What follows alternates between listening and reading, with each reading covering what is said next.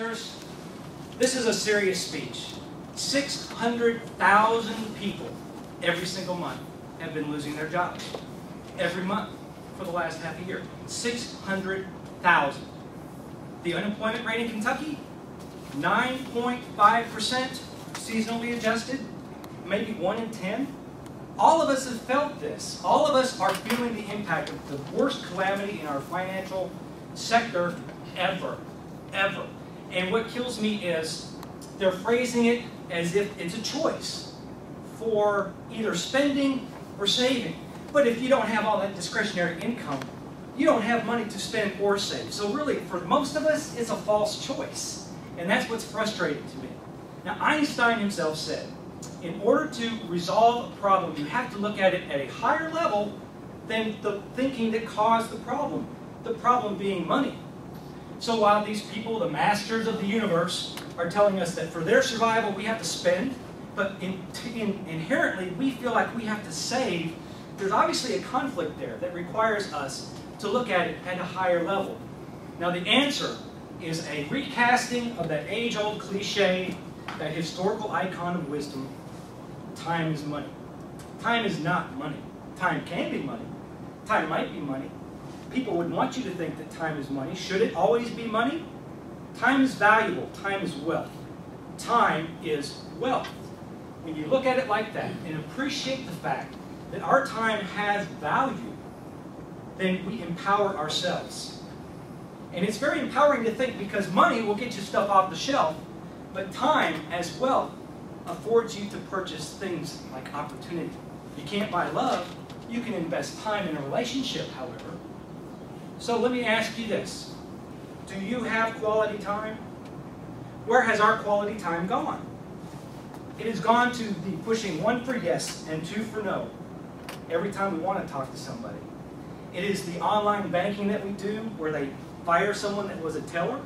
We're saving them money with our time. The buggy software that we troubleshoot, our time for their money. The 40 hours to 80 hours work week on the blue-collar treadmill to nowhere, not just blue-collar, white-collar's got the window with a view. But still, we are putting our time for other people to make money. We need to recapture our time, the value of our time. So what do? How come we empower other people to use our time, but we disempower ourselves with the spare time that we have after a day's work? You can't tell me you don't have it. The average person spends 4 hours of watching TV. And now with Facebook, I'm sure everybody spends a little bit of time online as well. So it's really a choice. It's really a choice of what we want to spend our time on. One author underscores this point very well. His name is Timothy Ferriss, The 4-Hour Workweek. Not only do the new rich will basically have the financial stability, but they will also have time, leisure time, to do things that will afford them opportunity. Alvin Toffler, Revolutionary Wealth, for decades he's been preaching about the fact that not only do we have a money system where people exchange their services for money, but there is an equally large, invisible, non-money system that we all participate in.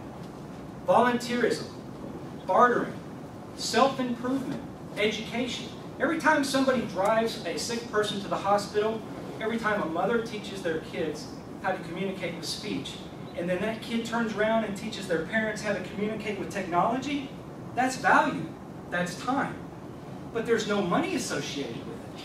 We have to remember this. A cup of coffee costs $5, but do you realize that we can do that without that monetary middleman? If we get up 15 minutes early and make our own cup of coffee?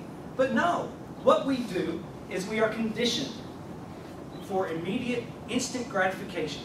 We throw time out the window. It's time to realize our time is important.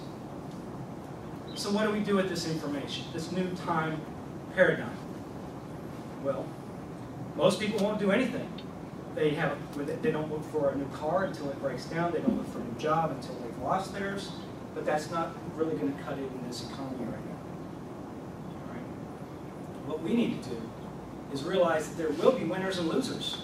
The economy will take care of itself at our expense, I assure you. It is a war. So what can we do?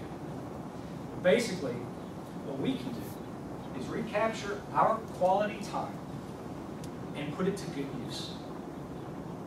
How do we do that? What do we spend it on? What do we save it for? What do we invest it in? Darwin said that the survival of the fittest won't come to the smartest, won't come to the strongest, it'll come to the most adaptable. So let's adapt, let's incorporate this new time paradigm. But how do we do it? Thomas Friedman, for contemporary wisdom's purpose, for non-Toastmasters out there. Tertiary education, versatilism, and horizontal collaboration. Those are the three pillars of the new economy. The young kids have got it figured out, guys. We need to embrace it as well. Let me ask you this, though. Tertiary education, adult ed, right? Horizontal collaboration is teamwork. Versatility, being able to wear multiple hats. What organization is founded in volunteerism that teaches teamwork, that the end result are that the members are more versatile, productive, and adaptable in today's society? Toastmasters. So I think that this gentleman, Thomas Friedman, who's taking this credit, needs to give Toastmasters a nod for that, because they've been doing it for decades. So let's do this. Let's share the concept of the new time paradigm, and let's show people how to infuse and imbue new value into our time. By doing this, we also sharpen our own skills. We become the tertiary educators that everybody is going to be looking for in the future. So let's keep doing what we're doing, but let's keep in mind the new time paradigm. Mr. Toastmaster.